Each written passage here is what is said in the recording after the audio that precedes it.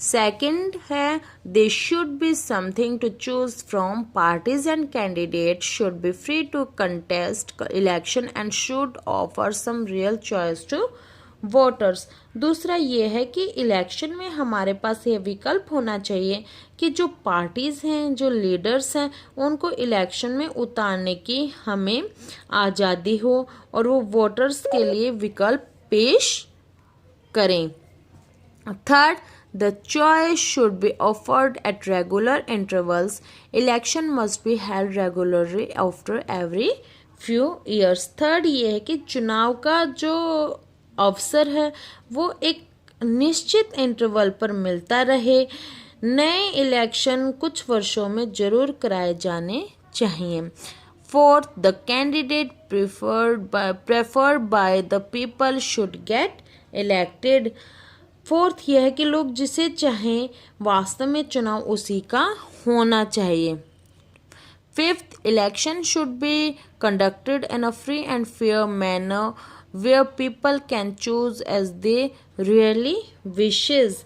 Fifth ये है कि चुनाव फेयर एंड फ्री होना चाहिए जिससे लोग सचमुच अपनी इच्छा से, अपनी मर्जी से लीडर का चुनाव कर सकें। This might look like very simple and easy condition but there are many countries where this are not fulfilled. In this chapter, we will apply this condition to the election held in our own country to see if we can call this democratic election. यह शर्तें, ये जो conditions होती हैं वो काफ़ी आसान हैं, लेकिन काफ़ी कंट्रीज़ ऐसी हैं जहाँ के इलेक्शन वहाँ के इलेक्शन इन कंडीशंस को पूरा नहीं कर पाते हैं। और इस चैप्टर में हम अपने देश में हुए इलेक्शंस पर भी यह कंडीशन लागू करके यह जानने का प्रयास करेंगे कि हमारे यहाँ के जो इलेक्शंस हैं उन्हें डेमोक्रेटिक कहा जा सकता है या नहीं। नेक्स्ट जो हमारा टॉपिक है वो है it is good to have political competition, यानी क्या राजनीतिक कंपटीशंस अच्छी चीज है। Election are those are about political competition. This competition take various form. The most obvious from is the competition among political parties. इस तरह से हम यह पता कर पाते हैं कि इलेक्शन का मतलब एक पॉलिटिकल कॉम्पिटिशन्स है। यह कंपटीशन कई तरह के रूप ले सकती है। इससे यह बात साफ होती है कि पॉलिटिकल पार्टीज के बीच कंपटीशंस होता रहता है। But it is good to have political competition clearly and electoral competition has many demerits. लेकिन क्या पॉलिटिकल कॉम्पिटिशन्स होना क्या अच्छी चीज़ है? इलेक्शन कंपटीशन में कुछ डिमेरिट्स भी होती हैं। It creates a sense of disunity and factionalism in every locality. इसमें यह है कि इसमें हर घर में बंटवारा हो जाता है। हर घर, हर बस्ती में एक बंटवारे जैसा माहौल हो जाता है। अपने इलाके में आपने सुना होगा कि लोग पार्टी पॉलिटिक्स के फैलने के शिकायत कर रहे हैं। विभिन्न पार्टीज के लोग और नेता अक्सर एक दूसरे के खिलाफ आरोप लगाते रहते हैं। जो पार्टीज हैं, जो लीडर्स हैं, वो भी एक दूसरे के खिलाफ कोई ना कोई हथकंडा अपनाते रहते हैं। कुछ लोगों का ये भी कहना होता है कि जो इलेक्शन दौड़ होती है वह जीतने का यह दबाव होता है। लोग कभी किसी को गलत बताते हैं। एक दूसरे की जो अपोजिट पार्टी होती हैं वो एक दूसरे पे कई तरह के आरोप लगाते रहते हैं। समाज जो कंट्री है, जो सोसाइटी है, वहाँ पर सेवा करने की चाह रखने वाले कई अच्छे लोग भी इन्हीं कारणों से चुनावी मुकाबले में नहीं उतरते हैं। उन्हें इस मुश्किल और बेढंगी लड़ाई में उतरना अच्छा नहीं लगता है। Our constitution makers were aware of this problem, yet they opted for free competition in election as they way to select our future leaders. They did so because the system works better in the long run. कुछ हमारे जो नेता होते हैं जिन्होंने हमारे संविधान का निर्माण किया है, वो इन समस्याओं के प्रति हमेशा सचेत रहे हैं। फिर भी उन्होंने भविष्य में नेताओं के जो इलेक्शन होते हैं उन्हें एक फ्री इलेक्शन कंपटीशन का ही चयन किया है। उन्होंने ऐसा इसलिए किया क्योंकि काफ़ी लंबे टाइम से यही व्यवस्था अच्छे से काम आ रही है।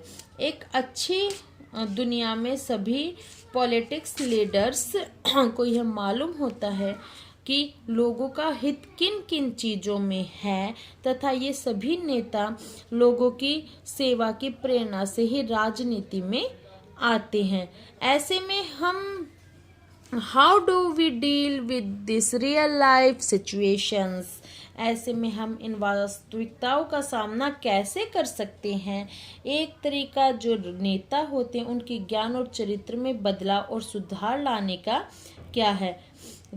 दूसरा और ज़्यादा बिहेवियर तरीका यह है कि हम ऐसी व्यवस्था बनाए रखें जिसमें लोगों की सेवा करने वाले राजनेता जो होते हैं उन्हें पुरस्कार मिले, उन्हें प्राइज दिया जाए, और ऐसा न करने वालों को दंड दिया जाए। If they fail to satisfy the voters with their work, they will not be able to win again.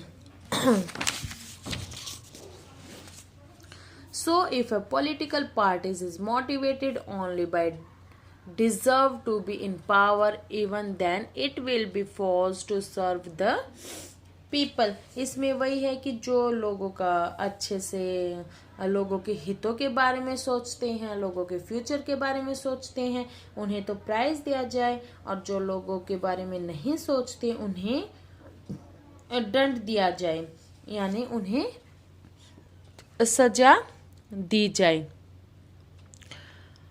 This is a bit like the way market workers, even if a shopkeeper is interested only in his profit, he is forced to give good services to the customer. If he does not, the customer will go to some other shop.